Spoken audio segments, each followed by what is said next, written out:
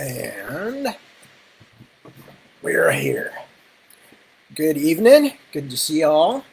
Or again, I use that term somewhat restrictedly, since I can't actually see any of you except for in the column here where your comments come up. I see profile pictures, but as anybody who knows my Facebook account is aware, the profile pictures are not always the most reliable guide to what somebody really looks like. So although it's entertaining that people are still saying to me, if I put up a picture of I don't know, something as my, because I change profile pictures every day, and people oftentimes act as if that's actually a picture of me. Even, I know they know it's not, if I put up a picture of Thanos or something, but it's always as though it is. People will say, "Oh, you look sad today." No, I'm not sad. I'm conquering the galaxy. Anyway, so apropos of very little. So good evening, or good afternoon, or good morning, depending on where you're watching this. Nice to have you with me. Before I start saying hello to people, I'm trying to think about whether there's any news. The book news is simply that, as usual, I am kind of just plowing ahead with lots of different things. I'm working on both halves of The Navigator's Children, both the first half, which is now called Into the Narrow Dark, and the second half, which is still called Navigator's Children. And I promise that's all there will be. There will not be any more books added at the end. Anyway, I'm working on both of those at the same time because one of them is starting to get to the point where it's, being looked at by people and by my publishers and things like that. Whereas the other one, I'm taking the lessons of the editorial comments on the first half and putting them into the second half, and also finishing the second half in various things. But fortunately for me, my shorter novel, Brothers of the Wind, is now largely out of my hands. I don't think I have too much more to do with it. Couple of things here and there, but so that's one Ostenard book removed from my pile of things I'm working with. Anyway, so that's mostly what's going on. Otherwise, we're just hanging out here as usual, staying alive, yeah, staying alive. Wearing our masks when we go out, trying to avoid the Delta variant, but otherwise trying to return to something like ordinary life. So that's really all there is to say here. Nothing very exciting or new, but on the other hand, nothing tragic, horrifying, or, otherwise extremely negative. So I hope that's the general tenor of things for you on your end. And I'm going to check in and see which of you have popped in to say hello. Nancy has. Hello, Nancy. Happy Sunday. I'm always happy to read to you, so no need to thank me, but I appreciate it anyway. Medardo, hello. Good to see you. Sorry to hear about the health, family, and stress of job, but I'm glad you're here with us, so nice to see you.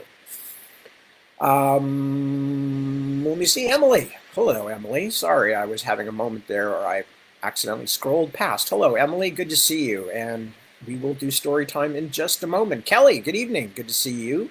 Kenneth, hi. Good to see you.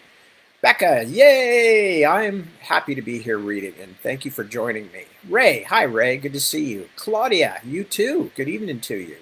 Barban, hello. Jared, hello.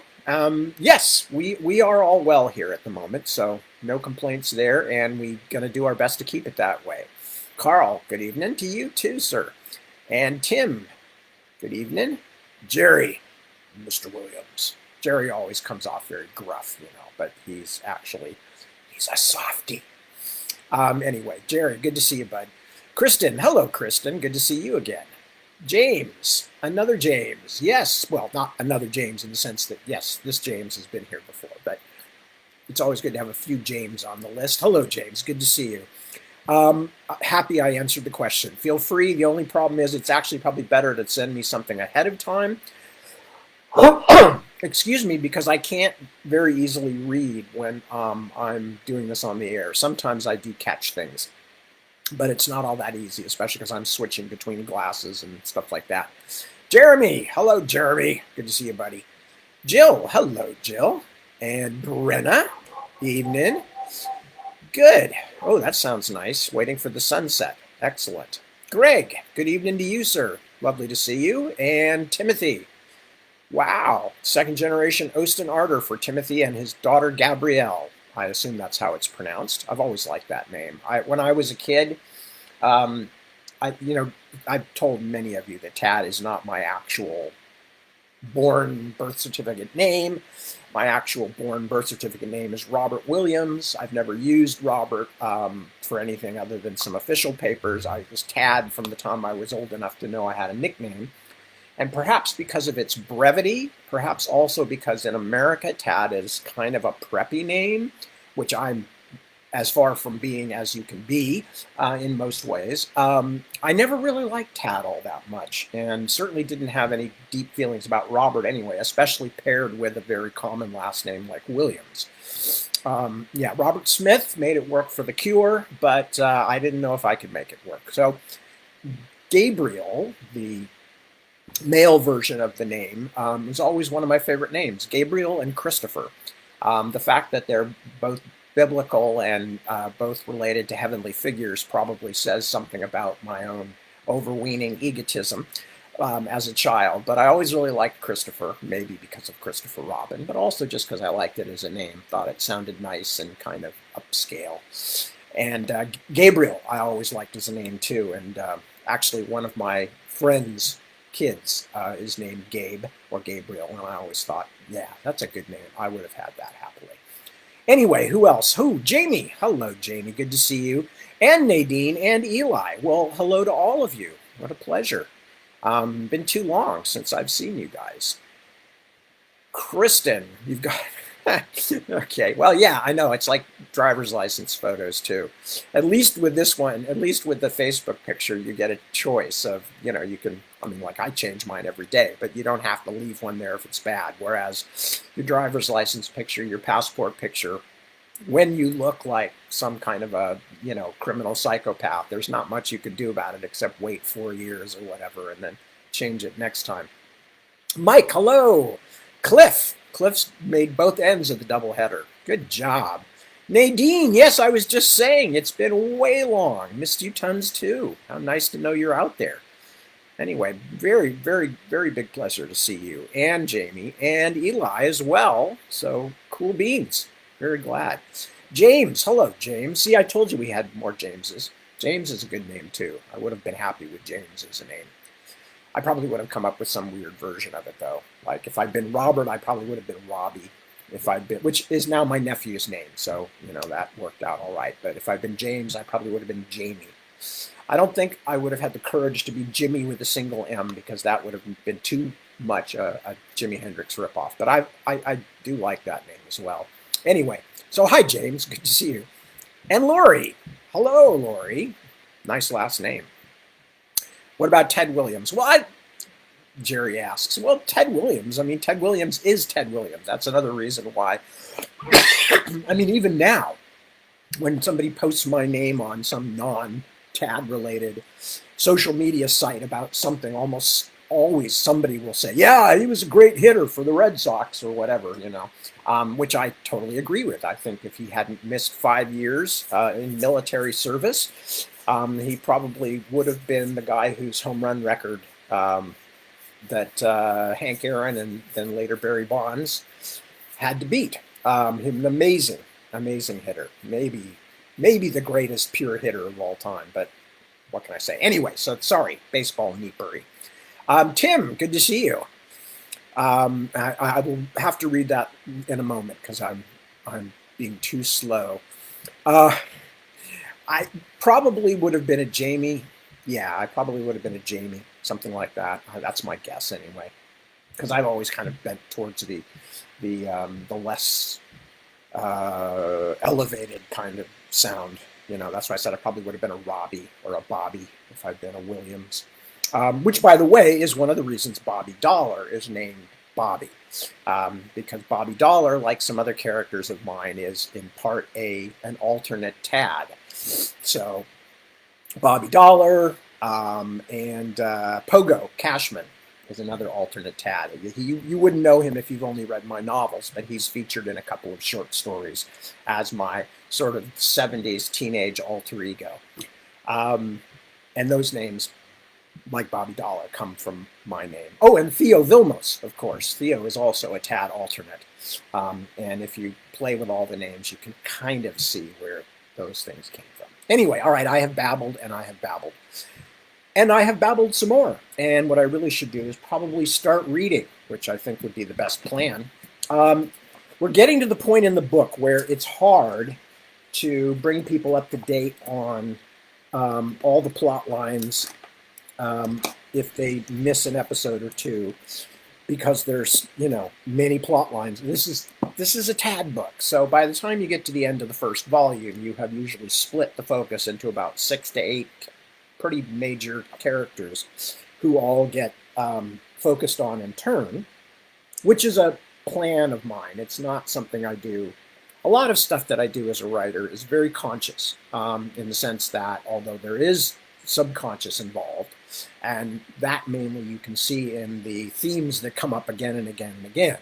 Those are the things that subconsciously bubble up from underneath and make their way into my fiction, that some of them I only notice after, sometimes years after I've written a book. Otherwise, sometimes I only notice it part way through a book. But a lot of the stuff I do is very conscious, and having multiple focal point characters was a very early decision in the Dragonbone Chair, where I said, I really want to be able to have, plot lines going on in numerous different places and not just follow one or two main characters. But if I do that, you either have to have these characters literally follow an agenda of where you want them to be, traveling from place to place to place, and then having them learn about that place in each time, that what is oftentimes called a picaresque novel.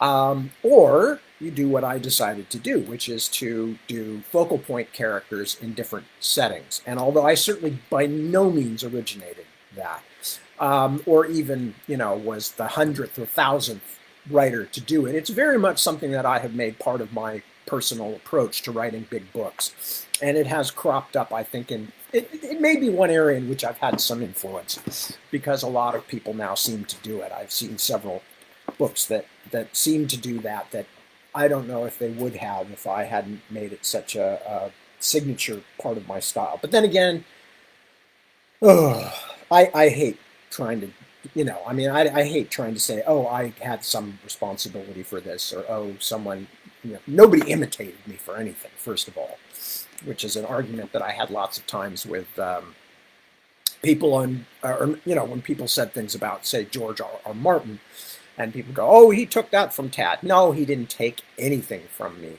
He took some ideas of what that kind of fantasy novel could be and wrote his own and made it very much his own.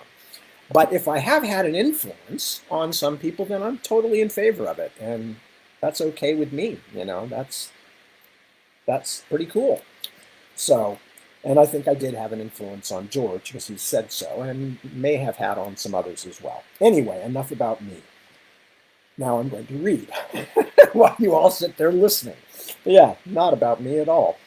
Anyway, so we just finished a section where Bryony is saying goodbye to Barrack, who is riding off with the military. Meanwhile, Chert is down in the Mysteries with Beetledown the Bowman, who is a rooftopper, remember, and about yay big. He's down in the Mysteries beneath Thunderling Town, the caverns inside the great rock on which Southmarch sits. And down in the very heart of the Mysteries, places that only Thunderlings ever go, and only Thunderling priests, basically, ever go, he has found, he has seen what he thinks is Flint, his ward, who he's looking for, on an island in what appears to be a lake of quicksilver with a giant crystalline statue that's named the Shining Man in the Thunderling religion. And all we know about it is Flint appears to have come down, wound up down there somewhere. So that's what's going on in the Flint and Chert and Beetledown story, and that's where we're beginning now. I think the pizza just arrived upstairs. I don't know if you can hear the dog. It's pretty funny sitting down here and then listening to this sudden eruption of excitement. It's Johnny just wants to eat delivery people. Not the pizza, just the delivery people. After clambering all the way down the treacherous paths hidden below the balcony at the end of the maze, who could have guessed there even were such things as paths going down to the sea in the depths? Who used them? The Temple Brothers? Chert had finally reached the shore to stand on the rounded stones in a madness of shimmering colors, but he couldn't find any evidence of how the boy had crossed the silvery sea. He couldn't help wondering whether he was being punished by the Earth Elders for bringing an outsider down to the sacred mysteries, for approaching their deep haunts without the proper ceremony. He felt impious just being so close to the Shining Man, which loomed like a mountain at the center of its island. Even here on the shore, he could still make little sense of it, except for its roughly man-like shape. It wasn't even easy to see that much. The Shining Man's uneven glow lit the ceiling and reflected from the sea in the depths as well, so that all the walls of the huge cavern were painted with smears of wobbly, many-hued light. But why would the elders punish me and yet allow the boy to cross? Chert felt a moment of doubt. Perhaps he had not seen Flint at all. Perhaps he had been fooled by a bat's shadow, by his own fatigue, or more likely by the heady, disturbing air of the deepest mysteries. Then he saw a movement again on the island, a shadowy silhouette against the glow of the Shining Man that pushed all uncertainty from his mind. "Flint!" he shouted, cupping his hands around his mouth, jumping up and down on the rocky shore. "Flint! It's me, Chert!" He fancied that the shadow froze for a moment, but there was no reply to his call, and an instant later it vanished in the confusion of pulsing light. Cursing, he hurried up and down the shore again, but still could find no trace of how the boy had crossed the metallic underground sea.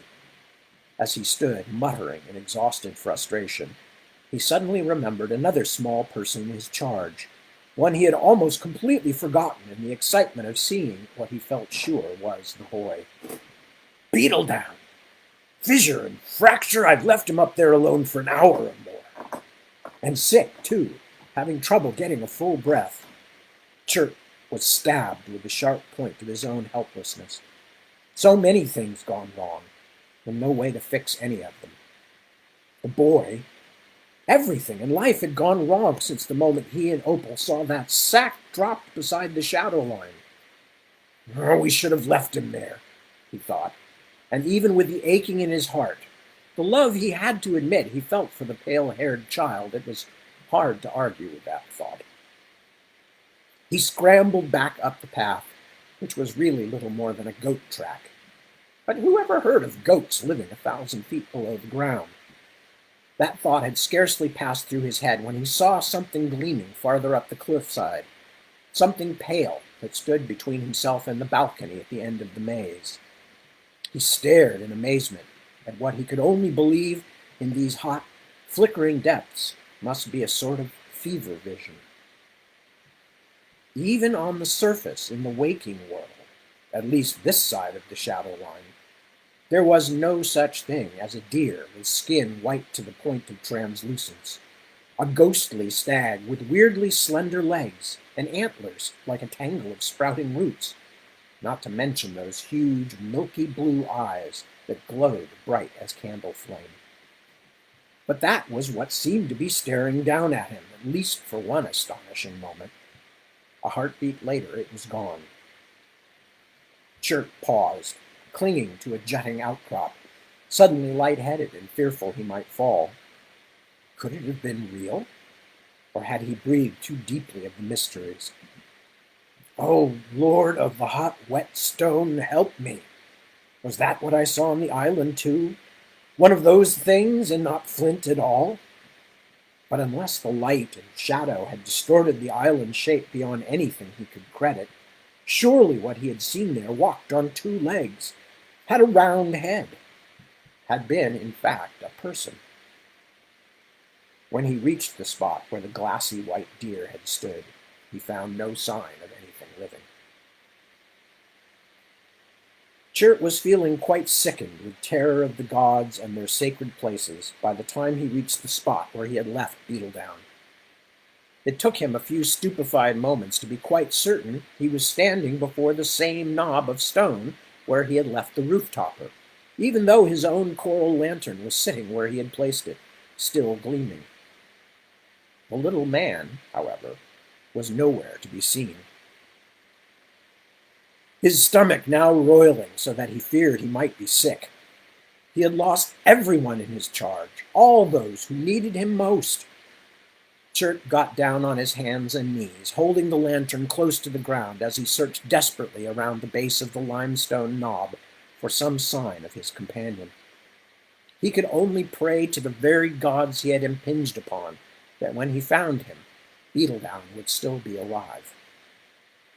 It was an undignified position to be in, but he did not care at all until he heard a small voice a yard or so from his ear say, "Didst that drop somewhat?" "Beetledown, where are you?" "Just here, hiding in this clutter of stone whatnots, but mind that, come quiet. Don't scare on away." "Scare who away?" The Thunderling crept forward, his gloom lightening a little for the first time since he realized he could not reach the Shining Man's island. Against all reason, he felt a small swell of hope. "Is it Flint?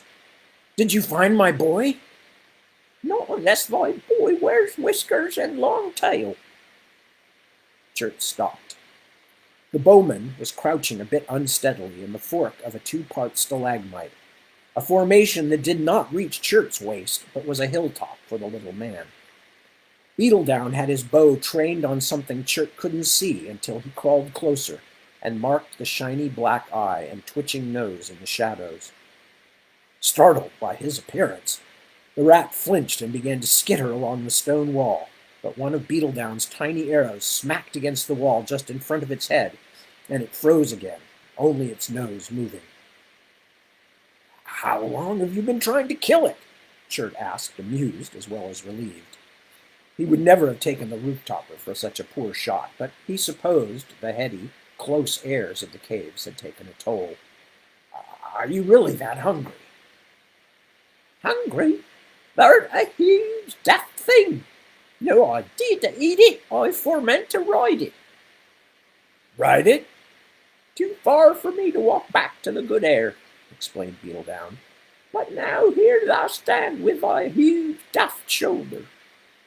The tiny man smiled weakly. "So will thou carry me back home again?" "You were going to ride this rat?" Chert was coming to his understanding slowly, but he had the beginnings of an idea. "All the way back up?" "A gutter scout am I," Beetledown said a little indignantly. "Well use am I to breaking a while rattling to the saddle." He shook his head. "And I'll tell thee true, I cannot take this heavy choking air much longer." "Then let's catch that rat. He might make us both happy." Beetledown was putting the last touches on a makeshift saddle, more of a harness, really, constructed from one strap of the coral lantern, knotted with threads and fraying cloth from Chert's shirt. The saddle's eventual recipient was currently a prisoner in the bottom of Chert's bag, happily scavenging up the crumbs left there from the meal Chert had purchased at the salt pool. And, after he ate, Chert hoped the beast might stop trying to bite. "But why will thou stay?" "Because there has to be a way onto that island. The boy's there, after all, and I'm going to find it." Perhaps a boat there is, that un's found and crossed with." Chert's heart sank. He hadn't thought of that. "Well, even so," he said at last, "if he comes back across, I'll be here to make certain he doesn't get away again. And what if he needs help? How do you cross Quicksilver with a boat anyway? What if it overturns or comes apart? They come apart sometimes, don't they?" "Never hast thou been on a boat, true?" said Beetledown with a little smile. True, Chert admitted. And I'm to ride away, then send thee help. From where, good Master Thunderling? My wife, Opal, if you can find her again. Otherwise, ask any of my folk to take you to her. Beetledown nodded. He pulled a knot tight on his rat bridle, squinting at it with a sharp, experienced eye. I'll do. He stood. Perchance 'twould be better were I to send some of you yon temple fellas. What did thou call 'ems? The metal marching brothers, somewhat? The metamorphic fissure. I never thought of that. And they've already met you. They'll know who you are, of course. He was angry with himself for not coming up with such an obvious idea, but events had overwhelmed him.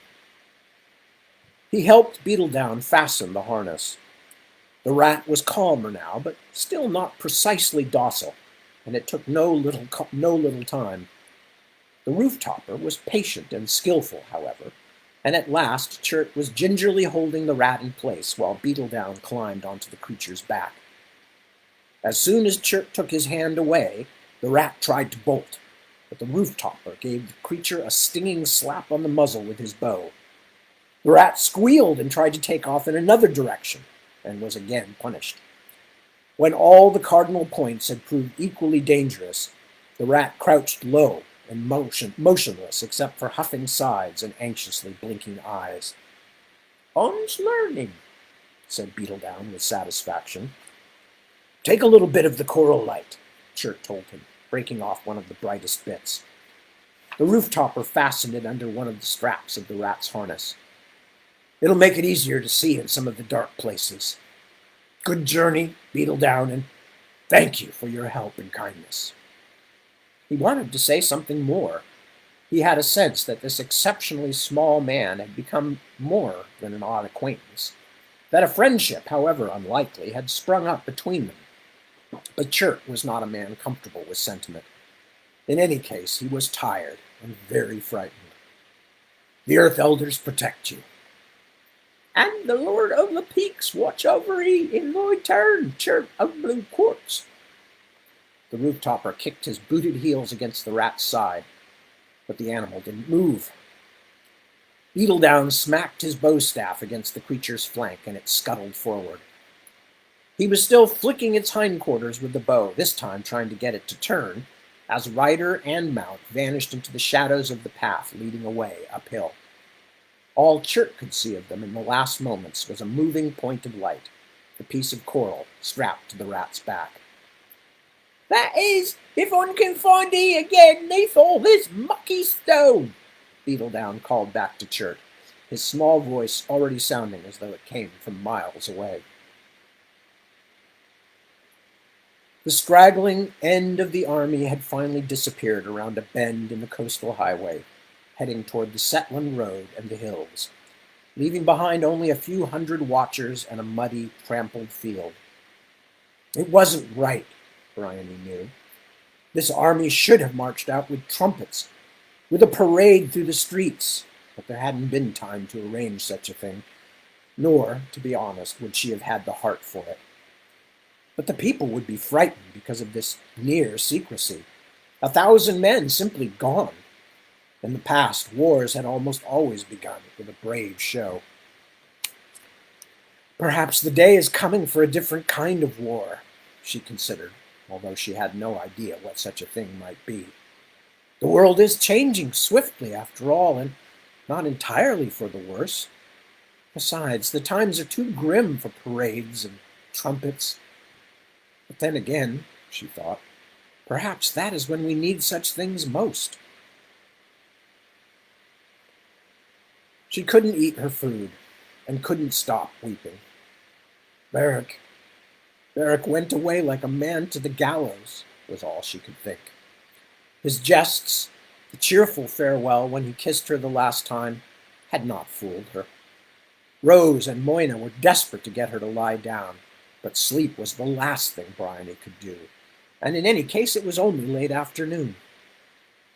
"Oh, Beric," she thought, "you should have stayed with me. You should have stayed." She sniffled angrily. ignored a maid's offer of a kerchief, and wiped her nose with her sleeve instead, getting a tiny bit of pleasure out of hearing her ladies-in-waiting moan their disapproval. "I will go and talk to Lord Brone," she announced to them. "He said there were things he needed to speak to me about. Siege preparations, no doubt. And I will have to talk to Lord Ninor about feeding the new muster that just came in from Helmingsea." But shouldn't they come to you?" Rose asked. "I will walk. I like to walk." She immediately felt better. Having something to do was so much better than sitting helplessly, thinking about Beric and the others riding off into what? Halfway across the inner keep, her ladies scuttling after her like baby quail, the women followed by a contingent of anxious guardsmen, Bryony suddenly remembered what she had forgotten from yesterday. Or had it been the day before that? That idiot poet's message. A mysterious potboy asking to see her. She slowed and was almost knocked down by Rose and Moina in their blind hurry to keep up. "Have the potboy brought to me," she told one of the guards. "I will see him in the Erebor chapel." "Just him, Highness?" She thought of the potboy's erstwhile companion, the poet Tinwright. The last thing she wanted just now was to have to endure his boobish flattery. "Bring the potboy and nobody else."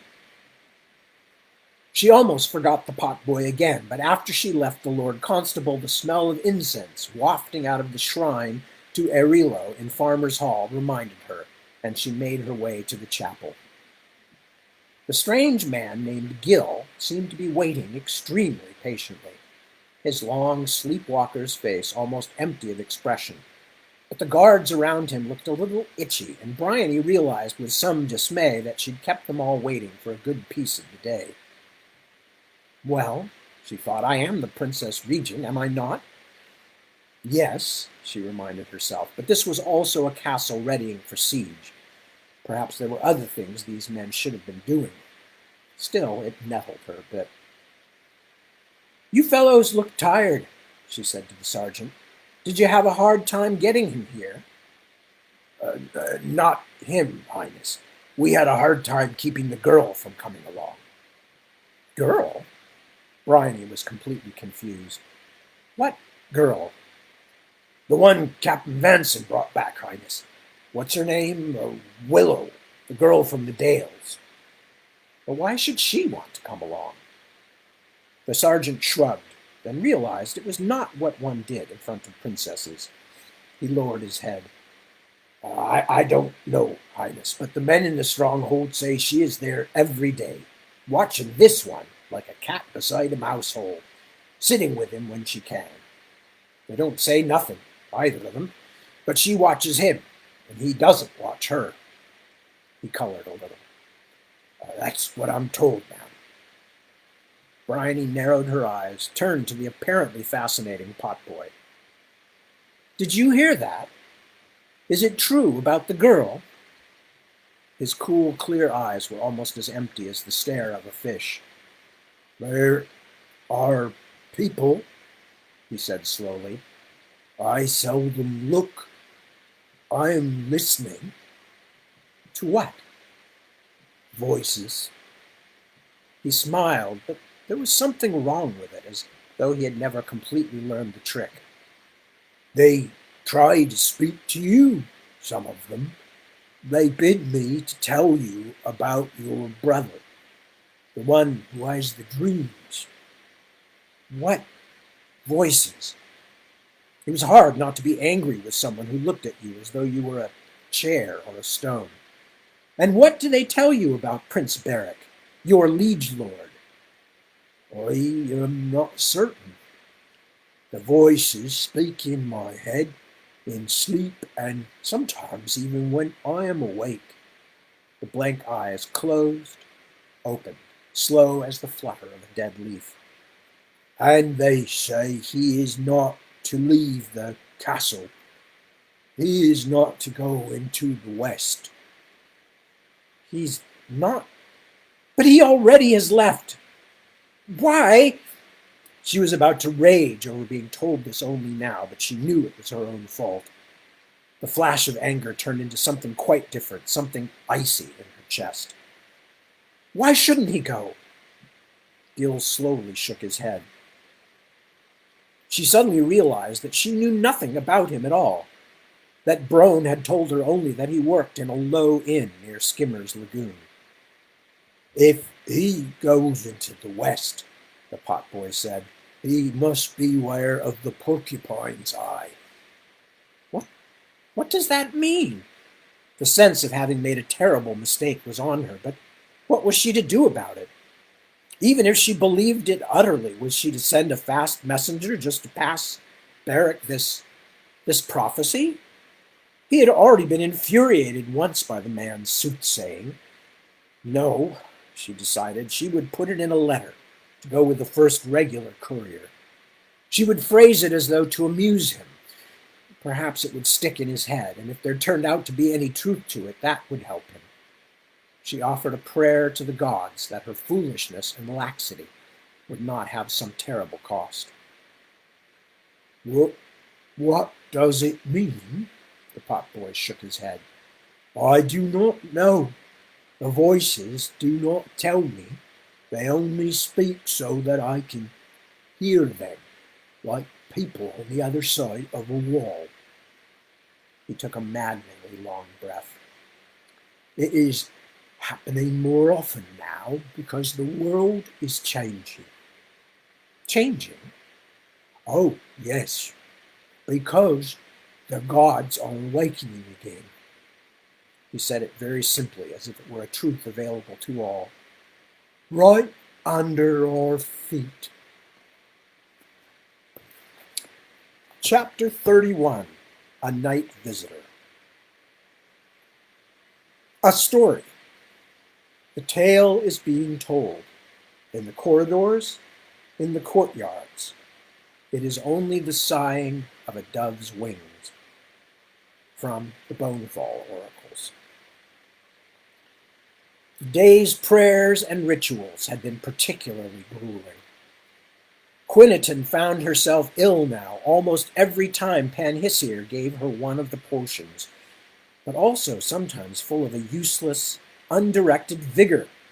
And that was the case now, hours after she had heard the song of midnight prayers. She couldn't sleep and wasn't sure she wanted to, but neither did she want to lie in her bed and listen to her own breathing. That morning, when she had drunk the priest's elixir, she could almost feel it scouring away her insides, as though she were being cleaned, like a gourd filled with pebbles and boiling water. The weird sense of being untethered also seemed to last longer each time, as though she were becoming a guest in her own body, and not a particularly welcome one either. Worst of all, and something she could not bear thinking about too much, was that when she drank the sun's blood and dropped into that momentary but still terrifying darkness, that living death, she felt like a cricket stuck flexing on a fishhook, as though she were living bait dangled above ultimate depths, while something huge moved beneath her, sniffing, deciding. And what could that something be? A thing with thoughts as slow and shuddering as the movements of the earth itself?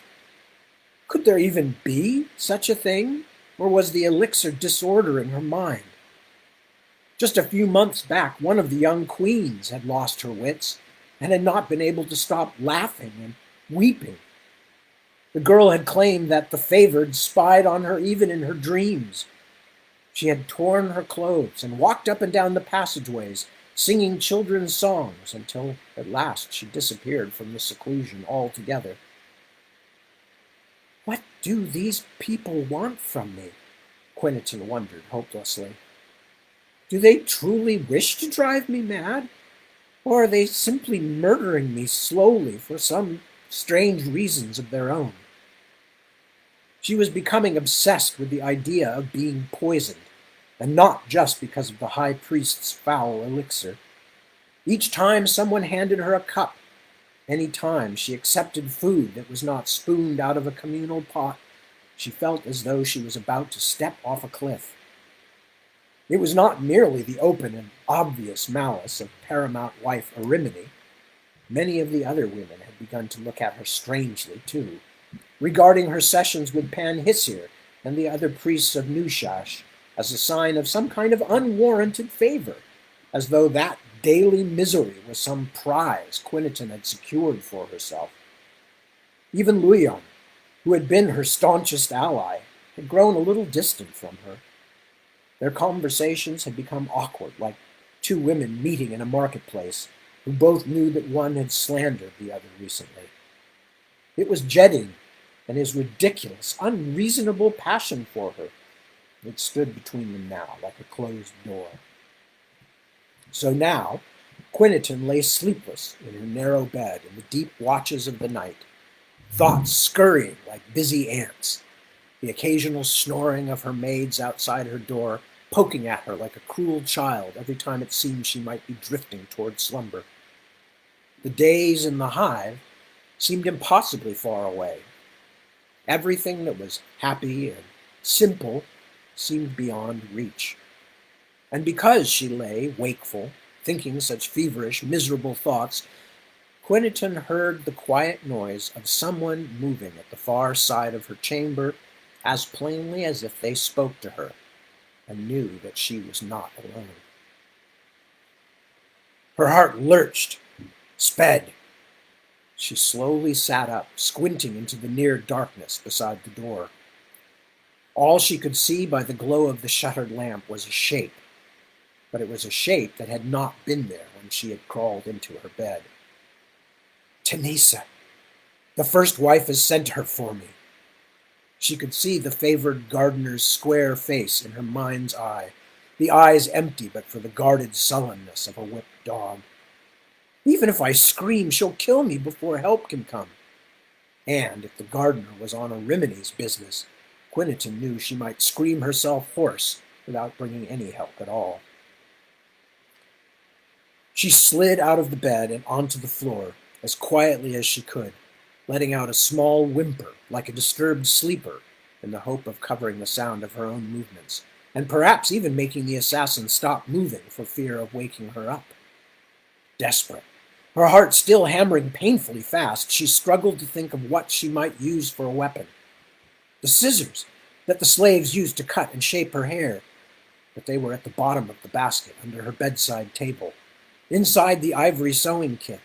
She could never get them out in time. As her hand passed over the small table, she touched something cold and hard, and her fingers closed on it. It was a dressing pin Luyan had given her, a handspan long and ornamented with a gold and enamel nightingale. She curled the nightingale into her fist, raised the pin like a dagger. Tanisa would not murder her without bleeding for it, Quiniton decided. Her mouth was dry, her throat as tight as if the strangling cord were already twisting tight.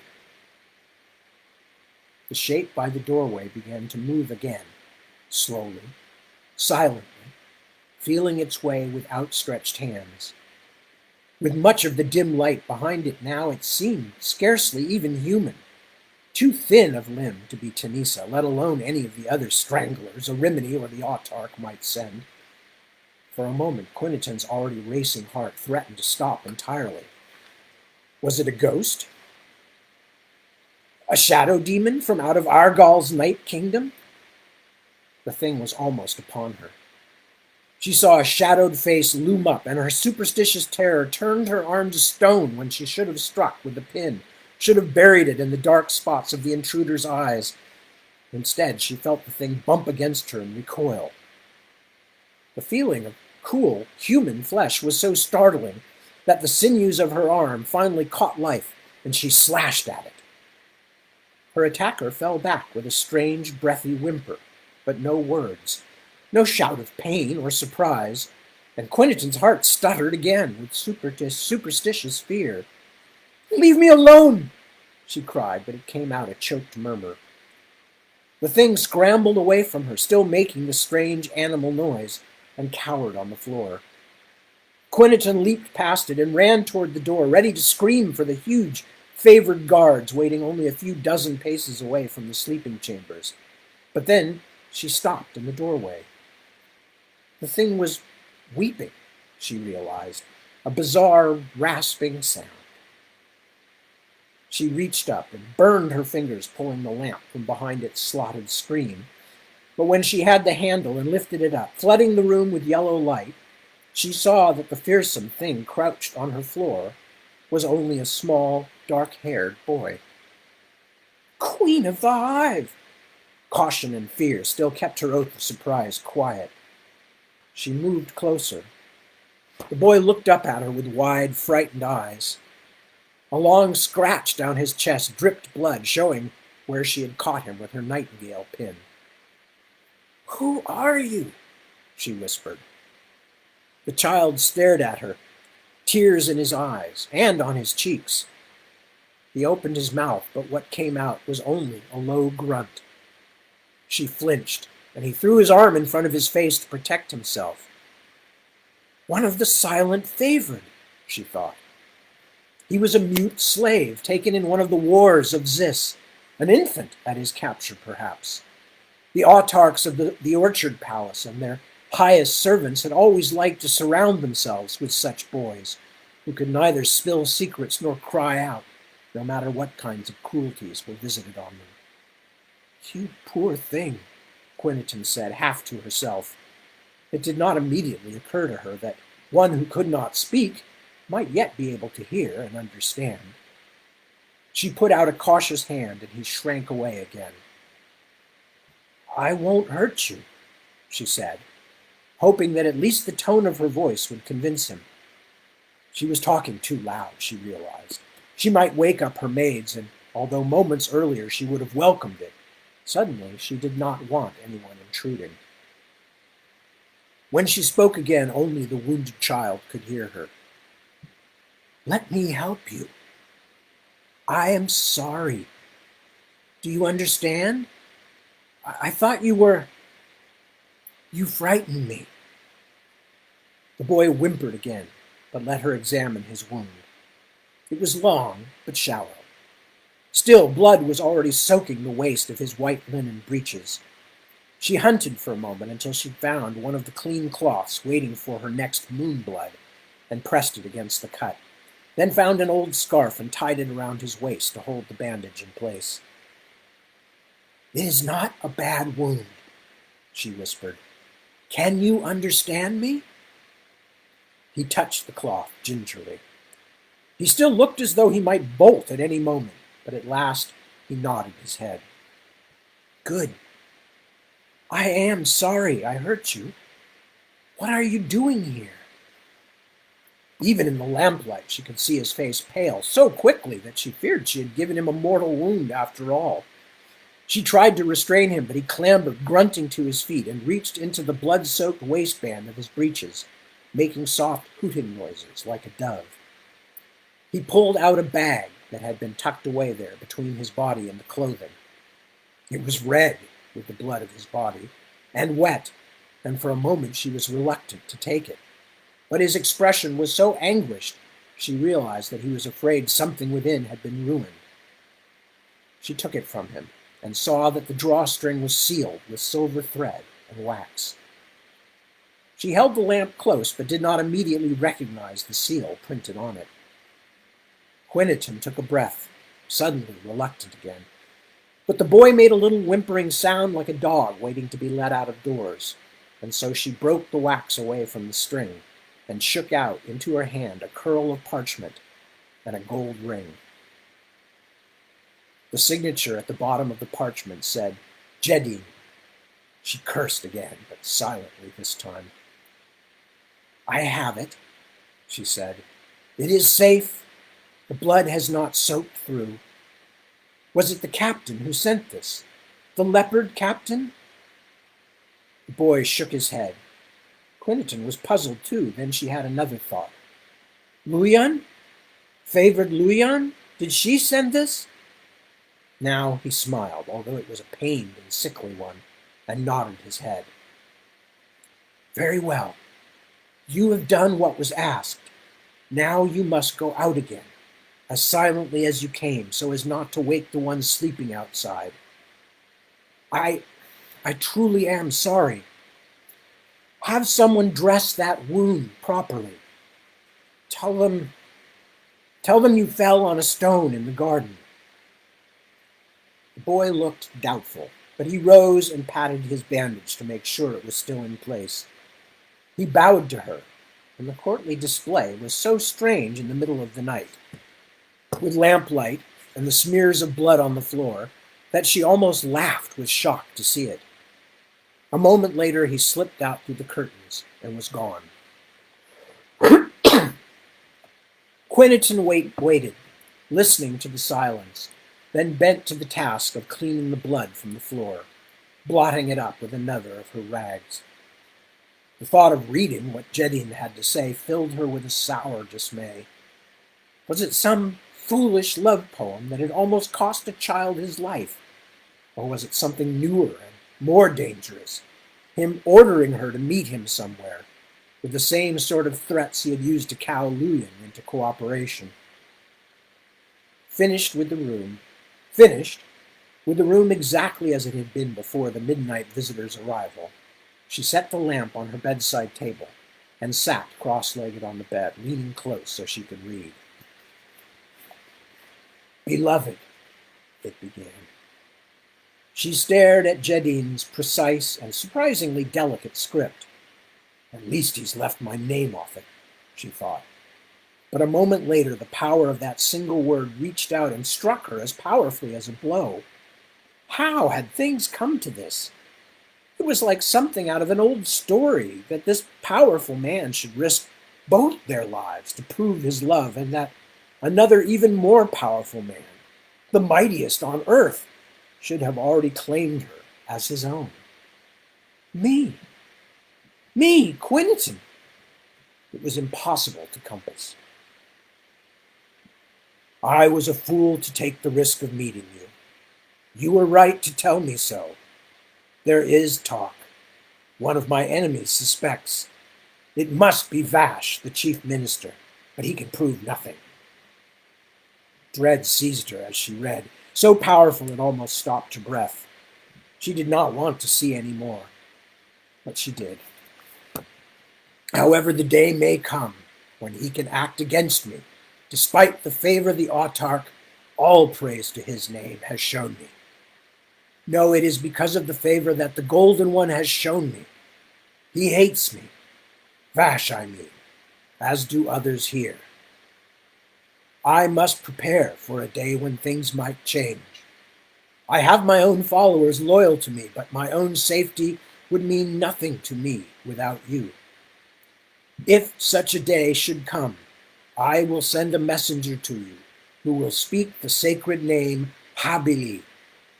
And just as the son of the great god went down from the mountains and his enemies and onto the boat that brought him wounded to Zis, so we will sail to freedom. In the harbor, in a slip near to the Habili temple, there is a small, fast ship named Morning Star of Kiros. I did not name it after you, my beautiful star. I have had it since I was first lifted to my place over the autarch's leopards. But when I learned that some in the seclusion called you by that name, it only proved to me that the fates have meant this for us from the first. When you go there, show the captain this ring. He will know it and show you all courtesy. And when I join you, you will see how sweetly that morning star sails. I hope it will not come to this, beloved. I may yet defeat Piniman Vash and my other enemies, and perhaps find some way that our love can grow under the Golden One's sunshine. But as the saying goes, there is no rest in a viper's den, not even for vipers." He had signed his name with a flourish. "Fool," she thought. "Oh, Jedin, you fool!" Had the boy woken up the guards, or even her servants? Had this fallen into anyone's hands, she and Jedin, and probably Luyan, would all be kneeling before the executioner this very moment. The captain of the leopards was infected with a particularly dangerous sort of madness, Quiniton thought. One in which he could praise the autarch even as he schemed to rob the ruler of the earth of his chosen bride. She did not love Jadine. She knew that, but something in his madness touched her. Beneath that powerful body beat the heart of a child, a sad child, running after the rest, but forever too slow. And, as a grown man, he was handsome in a way she could not ignore. That was also true. Quiniton caught her breath. Could there be something to it after all? Did she dare to have feelings for him? Was there a way he actually could save her from this horrid place? She thought about it for only a very short time, then burned the parchment in the lamp's flame until it was powdery black ash. But she saved the ring. Well, it's a little too early to stop, so I'm going to read a little tiny bit further into the next chapter. Chapter 32, In This Circle of the World. Tears. Laugh and be joyous, says the wolf. Howl at the sky. From the Bonefall Oracles. The cold rain was slapping down, and Fitter's Row was a river of mud. Matty Tinwright stepped gingerly from board to board, some of which, like foundering boats, had sunk into the ooze until only the tip of one end protruded, in a determined effort to keep his shoes clean. His new clothing allowance had not run to wooden clogs, or at least the choice between clogs and the largest, most ostentatious ruff for his collar had been no choice at all, as far as he was concerned. More than ever, he was determined to make a good appearance. One of the boards in mid-street had now disappeared entirely. An old puzzle stood like an allegorical statue of his own name, marooned and peering short-sightedly at the gap in front of him. 2 full yards of mud, as sticky as overboiled marrow. An ox cart was rumbling downhill toward him, filling the road, its drovers making a great clamor as they guided it through the most treacherous spots. Others coming into Fitter's Row from Squeak Step Alley, several tradesmen, some soaked apprentices, and more than a few soldiers mustered out of the provinces, now stopped in the shelter beneath the overhanging buildings to watch the unfolding events. The ox cart would not arrive in a hurry, but neither did the ancient jester seem to see it coming. Tinwright sighed in irritation. He absolutely did not want to go back into the muddy street to drag the man out of danger, but Puzzle was the closest thing to a friend he had these days, and he was reluctant to see the old fellow crushed by a wagon. Puzzle! The gods damn your shoes, man! Come on! That beast will be standing on you in another moment. The jester looked up, blinking. Puzzle was dressed in what Tinwright thought of as his civilian attire, funereal dark hose and hooded cloak, and a hat whose giant bedraggled brim made it hard for him to see beyond his own muddy feet. It was a far more comic outfit than his motley could ever be. Tinwright thought the old man should wear it to entertain the nobility. Hoy! Shouted Tinwright. The jester seemed to see him at last, then looked around at the approaching ox cart, the irritated animal, and its Start that one again. Hoy! Shouted Tinwright. The jester seemed to see him at last, and looked around at the approaching ox cart, the irritated animal, and its team of cursing drovers, so intent on skidding down the muddy street that Puzzle might as well be invisible. He blinked and swallowed, finally understanding his peril. One stork-like leg went out, his muck-covered slipper reaching unreasonably for the distant board. Then he stepped off and directly into the mud, and with a few squeaks and thrashes, sank in up to his skinny thighs. It was fortunate for Puzzle that the ox cart and its drovers were more attentive than they had seemed. He suffered nothing worse than a further splattering as the cart skewed to a stop a yard or two away. Sorry. He suffered nothing worse than a further splattering as the cart slewed to a stop a yard or two away. The ox lowered its head and stared at the blinking, mud-slathered jester, as though it had never seen such a strange creature. And that is where we're going to stop. So we'll leave Puzzle in the middle of the road.